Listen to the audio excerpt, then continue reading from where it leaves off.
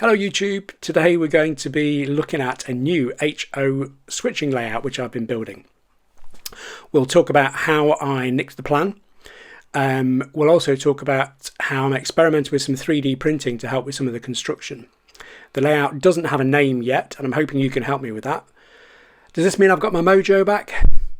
Let's see.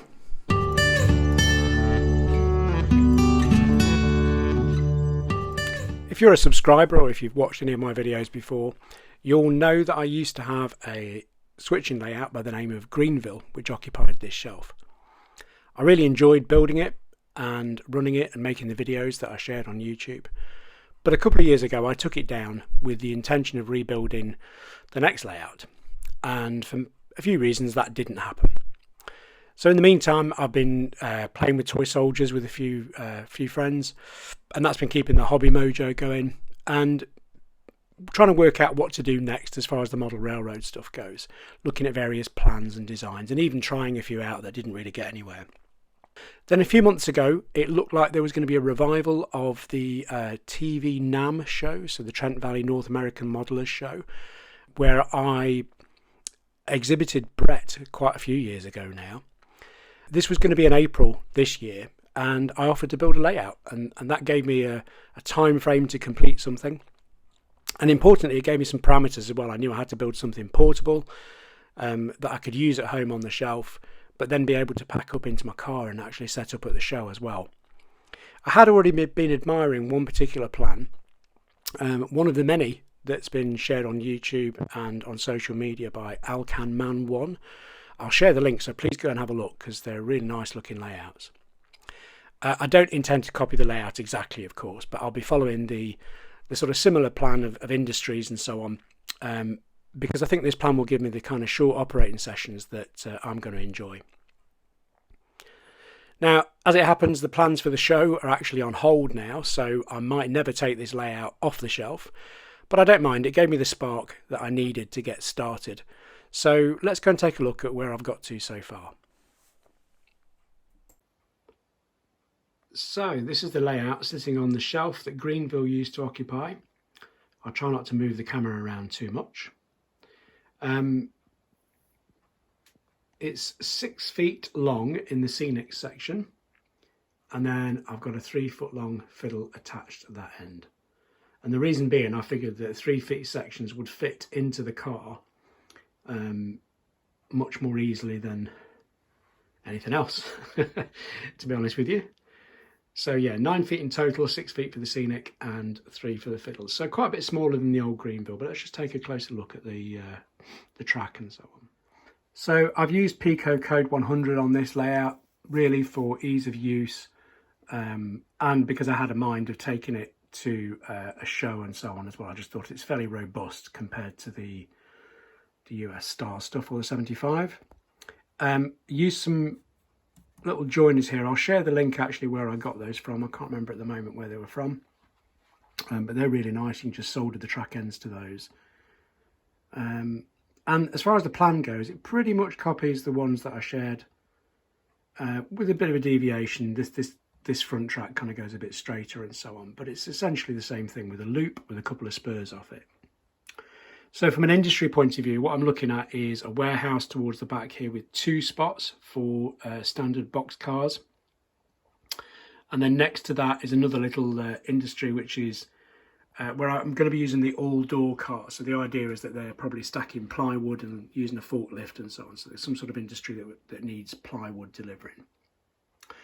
And then, sorry, I'm going to move the camera again. Towards the front here, this will be 2 or 3 spots, maybe 3, to spot grain covered hoppers.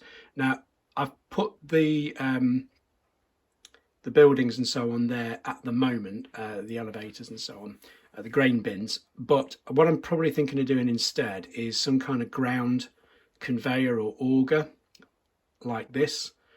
We'll see, that'll be developed. So for the buildings, I'm looking at some low relief, sort of semi-flat industrial buildings there to go towards the back of the layout. And you can see I've just used some card to mock up the size and the shape and try out a few different configurations. And I figured what I could probably do is make use of the 3D printer that I have, which is just a straightforward Ender 3 FDM printer, to see whether that could help me build some of the details and so on around these. And I'll show you a little bit more about that. So I'm no expert when it comes to CAD, but I have used the free online resource Tinkercad to make some 3D objects to print off on my Ender 3 for Wargames hobbies. So when I started looking at those buildings, I wondered whether I could do something similar using Tinkercad and my printer. So I've had a bit of a go, and I have to say, if you've never used Tinkercad before and you're afraid of things like CAD and how complicated they may be, give it a go. It's free, really intuitive. It's really just a case of using, you've got some starters, but using sort of primary shapes is all I do really, and build those up, change the sizes of those, join them together to make the kind of shapes you want. So what I did here was I worked out what the size of the panels were going to be that I needed for the front of that warehouse, which is those. I've done a couple of different ones for a bit of variety, and a couple of the other panels that I needed towards the sides and at the edges of the front of the warehouse as well. Created those, and then it's simply a case of exporting as an STL file, running them through your chosen slicer. I use Cura, and print those off, and I'll show you what they look like.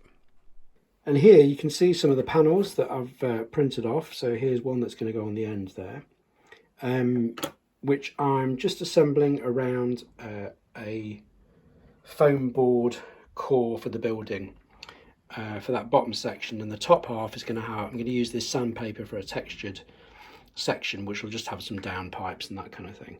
But overall, I'm really quite pleased with how these have come out. I think they'll do the job quite nicely. On these, I think I mentioned, I've left some holes in the top there, so that if I want to add some LEDs to light up some of those doors, then I can always do that as well. So if you made it this far, thank you for sticking with me. That was an introduction to the new layout. I'm not sure how regularly I'll update. It really depends on the mojo and how much modelling I get done. But at the moment, it's definitely ticking all the right boxes for me, and I'm thinking about new things I want to be doing and the next steps, which is a good sign.